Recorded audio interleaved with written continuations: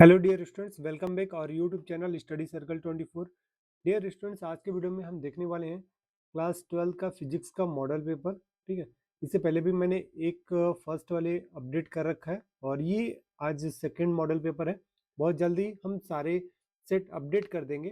तो चलिए हम क्वेश्चंस देखते हैं। आई होप बहुत आप लोग बहुत अच्छे से अपना प्रिपेयर कर रहे होंगे, क्योंकि अब बहुत कम समय बचे हुए हैं। तो पूरा फोकस आप अपने स्टडी पे करिए, अब सिर्फ और सिर्फ रिविजन करिए। ठीक है, जो मॉडल पेपर है उनसे करिए और जो परीक्षा बोर्ड के जितने भी इंपॉर्टेंट क्वेश्चंस हैं उसे आप करिए अकॉर्डिंग टू ब्लूप्रिंट। ठीक है, तो चलिए हम यहाँ से हम क्वेश्चन देखेंगे। सबसे पहला जो सेक्शन है आपके पास वो सेक्शन ए है।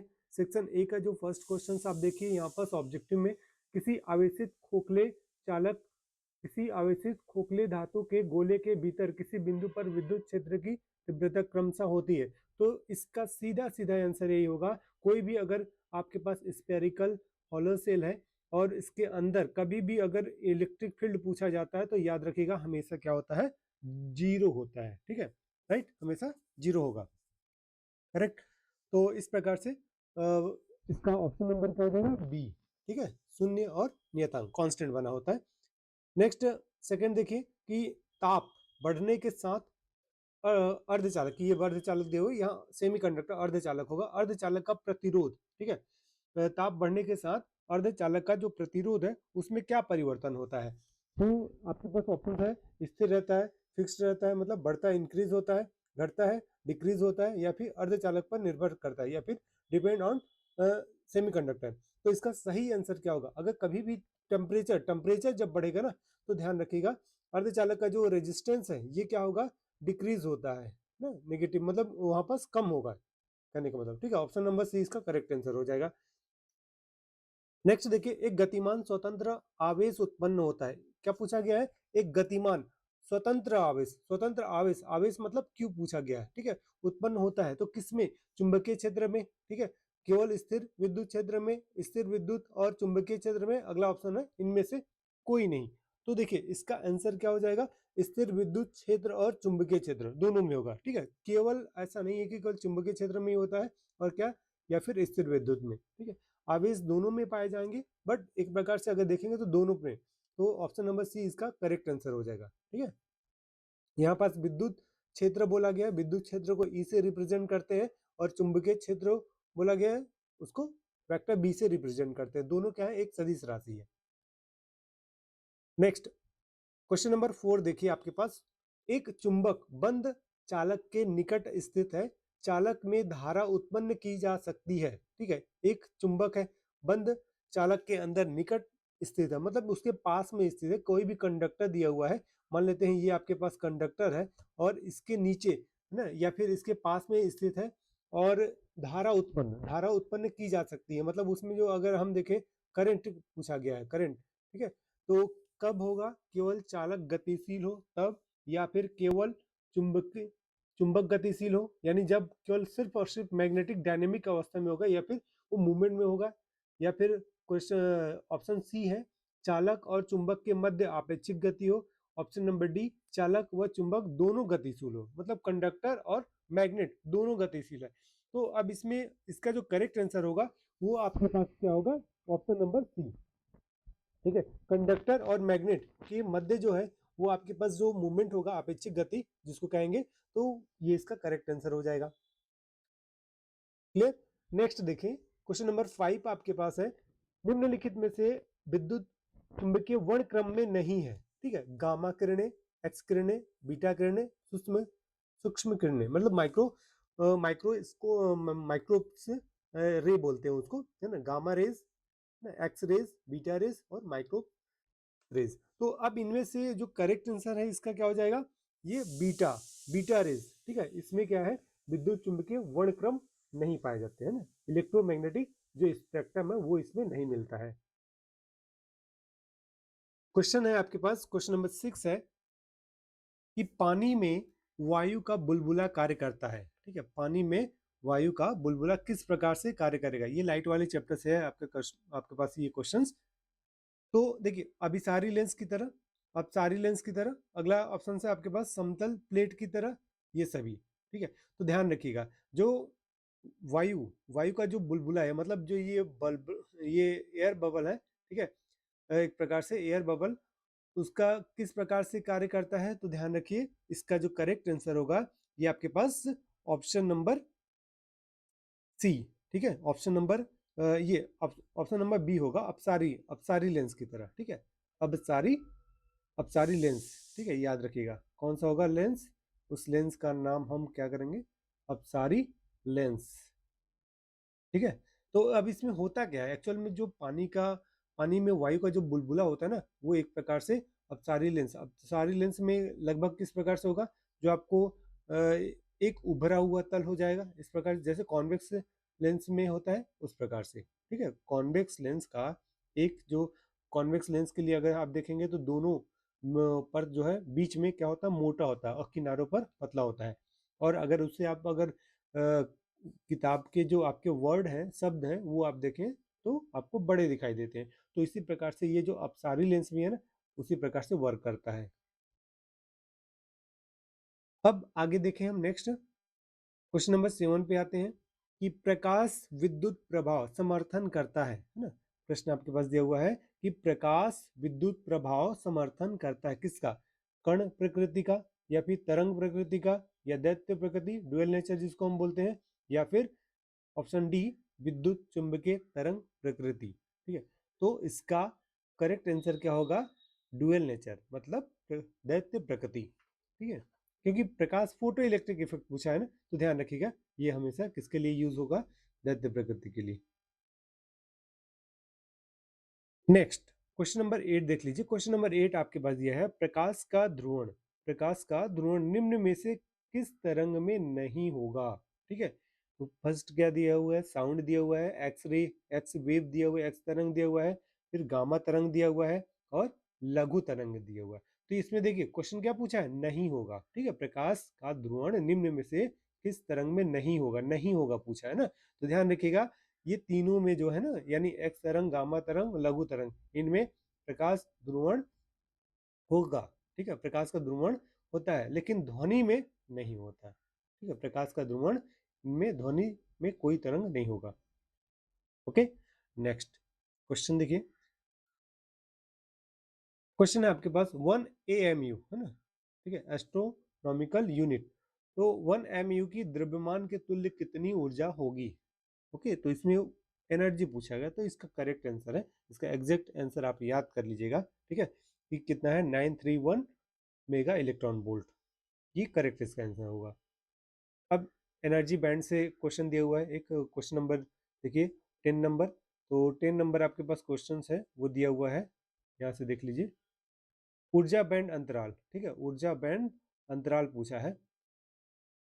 तो ऊर्जा बैंड अंतराल जो पूछा है आप देख सकते हैं ये क्या है, ऊर्जा बैंड अंतराल अधिकतम होता है किस में, पूछा गया है धातुओं में, है ना, अतिचालकों में, या फिर अचालकों में, या फिर अर्धचालकों में, ठीक है। तो इसका करेक्ट आंसर क्या होगा आपके पास, अचालकों में, ठीक है, ये हो गया आपके पास। ये 10 मार्क्स आपके पास एक ही नंबर वाले क्वेश्चन हो गए। अब नेक्स्ट क्वेश्चन जो होगा आपके पास 1 लाइनर वाले होंगे, जो कि 1 नंबर में पूछा जाता है। अब ये वाला प्रश्न आप देखें तो पिछले के पिछले साल आया था, है ना, 2024 में आया हुआ था ये क्वेश्चंस। Q1 और Q2 इस प्रकार के बिंदु आवेश हैं कि Q1 into Q2 is less than 0 है, तो दोनों आवेशों के बीच बल प्रकृति क्या होगी, ये पूछा गया है। तो Q1 into Q2 less than 0 का तात्पर्य यह होगा कि तात्पर्य यह है कि एक धनात्मक, एक पॉजिटिव और दूसरा नेगेटिव आवेश होंगे, ठीक है। अतः उनके बीच बल की जो नेचर होगी, प्रकृति होगी, वो क्या होगी, आकर्षण की होगी।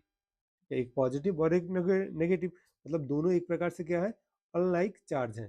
तो जो विजातीय आवेश या फिर अनलाइक जो चार्ज होते हैं उनके बीच में अट्रैक्शन होता है, और जो एक जैसे चार्ज होते हैं, कहने का मतलब लाइक चार्ज, ठीक है, लाइक चार्ज या फिर सजातीय आवेश, तो वहाँ क्या होता है, रिपल्सन होता है, यानी प्रतिकर्षण होता है। नेक्स्ट, ओके, नेक्स्ट क्वेश्चन देखिए, चुंबकीय आघूर्ण का मात्रक पूछा गया है, ये काफी इंपॉर्टेंट हो जाता है। चुंबकीय आघूर्ण का मात्रक, तो मात्रक क्या होगा, जूल टेस्ला, ठीक है, जूल पर टेस्ला, ठीक है। नेक्स्ट, एक पूर्ण चक्र में प्रत्यावर्ती धारा का औसत मान पूछा गया है ना? ये एक ये पूर्ण चक्र, ठीक है, ये पूर्ण चक्र में जो आई एवरेज वैल्यू होता है वो हमेशा 0 होता है, ठीक है। ये फर्स्ट वाला हाफ क्या होता है, पॉजिटिव में होता है, और जो सेकेंड हाफ होता है इसका चक्र होता है, ये नेगेटिव में पाया जाता है, ठीक। और इसका जो अधिकतम जो मान होगा वी और आई का मान यहाँ पास होगा, उसको वी नॉट और आई नॉट बोलते हैं, यानी वी नॉट वोल्टेज का शिखर मान होता है और आई नॉट धारा का शिखर मान होता है। नेक्स्ट अगला प्रश्न है, किस रंग के प्रकाश के लिए किसी लेंस की फोकस दूरी सबसे अधिक होता है। ये काफी इंपॉर्टेंट क्वेश्चन है, ठीक है, ये काफी इंपॉर्टेंट क्वेश्चन है। किसी रंग के प्रकाश के लिए किसी लेंस की फोकस दूरी सबसे अधिक किसके लिए होता है, लाल रंग के लिए, ध्यान रखिएगा। और सबसे जब कम पूछा जाएगा तो किसके लिए, बैगनी रंग के लिए, है ना, वायलेट कलर, याद रखिएगा, ठीक। लेंस की फोकस दूरी सबसे अधिक और सबसे कम, ये क्वेश्चन पूछा जाता है, सबसे अधिक सबसे कम, ठीक है। तो सबसे अधिक लाल के लिए और सबसे कम बैगनी के लिए। लाल रंग के लिए क्यों होता है सबसे अधिक, क्योंकि लाल रंग का प्रकीर्णन क्या होता है, बहुत कम होता है, इसीलिए खतरे का या फिर सिग्नल या सिग्नल ट्रैफिक लाइट आप देखेंगे तो रेड कलर का दिखता है आपको। नेक्स्ट पांचवा प्रश्न देखिए, आपके पास प्रश्न है कि चालन बैंड तथा संयोजी बैंड में अतिव्यापन किसमें होता है। अतिव्यापन किसमें होता है, तो मेटल में होता है, ठीक है, किसमें होगा, मेटल में। डियर स्टूडेंट्स, यदि आप सीयूटी का एग्जाम की तैयारी करना चाहते हैं तो बेशक जैसे ही आपका एग्जाम कंप्लीट होगा आपको हमारे चैनल पर आपको इसकी बेशक अच्छे से तैयारी कराई जाएगी, है ना। लगातार हम पिछले कई वर्षों से, पिछले 4 सालों से इसकी लगातार तैयारी करा रहे हैं और हमारे स्टूडेंट का सिलेक्शन भी होता है सेंट्रल यूनिवर्सिटी में, है ना। उसी के साथ साथ और हम जो सीजी पीईटी और सीजी बीएससी नर्सिंग, और साथ में अगर हम देखें तो सीजी पीपीएसटी का, है ना, पीपीएसटी जिसका बी फार्मा के लिए, बी फार्मेसी के लिए हम एग्ज़ाम इसका एंट्रेंस कर होता है, तो इसके लिए भी आप लोग इस एग्ज़ाम की तैयारी के लिए भी आप हमारे चैनल के साथ जुड़कर अच्छे से आप तैयारी कर सकते हैं, ठीक है। आपको सारी चीज़ें सिलेबस और इसके प्रीवियस ईयर के क्वेश्चन ईयर सारा चीज़ आपको कराया जाएगा, ठीक है। तो यदि आप चैनल पे नए हैं तो चैनल को सब्सक्राइब कर लीजिएगा, साथ ही बेल आइकन का बटन जरूर प्रेस करके रखें जिससे कि आपको लेटेस्ट वीडियो की अपडेट मिलती रहे। अब देखते हैं, चलिए सेक्शन बी पे आते हैं। सेक्शन बी में अब आपके पास 2 नंबर के पास क्वेश्चन मिलेगा, ठीक है। तो इस प्रकार से आप देखिए यहाँ से 2 नंबर के क्वेश्चन और इसका पीडीएफ, और पीडीएफ इसका आपको हमारे व्हाट्सएप ग्रुप और फिर टेलीग्राम चैनल पे मिलेगा, ठीक है, राइट। दोनों का लिंक आपको इस वीडियो के डिस्क्रिप्शन में मिल जाएगा, तो आपको पीडीएफ के लिए ज़्यादा टेंशन लेने की ज़रूरत नहीं है ना, वो भी मिल जाएगा। मैंने इससे पहले जो वीडियो अपडेट कर रखा है उसके सारे जो पीडीएफ है वो आपको व्हाट्सएप ग्रुप और टेलीग्राम चैनल पे देखने को मिल जाएगा। तो अब यहाँ से देख लीजिए, ये 2 2 नंबर वाले यहाँ से क्वेश्चन है, इसको आप यहाँ से आप अच्छे से करिए। अगर आपको किसी भी चैप्टर या फिर किसी भी प्रकार के क्वेश्चन में आपको डाउट होता है तो वीडियो के कमेंट सेक्शन में कमेंट कर सकते हैं, हम नेक्स्ट वीडियो में उसका सॉल्यूशन आपको अच्छी तरह से क्लियर कर देंगे, ठीक है। तो अभी फिलहाल यहाँ से अभी आप देख लीजिए, और हो सकेगा तो एक हम 1 मार्क्स के लिए और कुछ इम्पोर्टेंट सेलेक्टेड क्वेश्चंस हम लेकर आएंगे मैराथन क्लास के लिए, तो वो आपका एक प्रकार से लास्ट में ही रहेगा, है ना, ये चारों सेट कंप्लीट होने के बाद।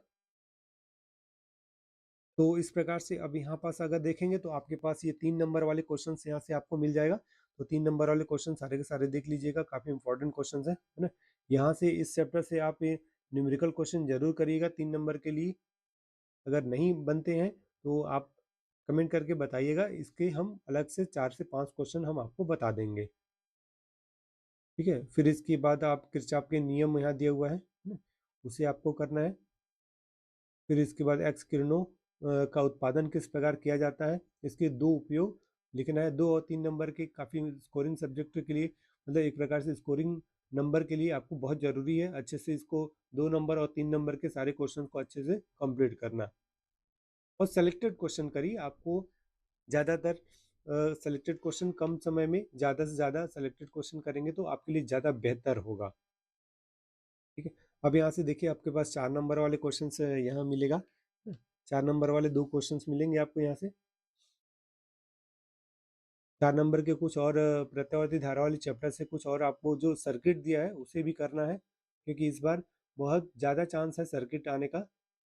अब देखिए यहाँ से आपको 5 नंबर वाले क्वेश्चन मिल जाएगा, ठीक है।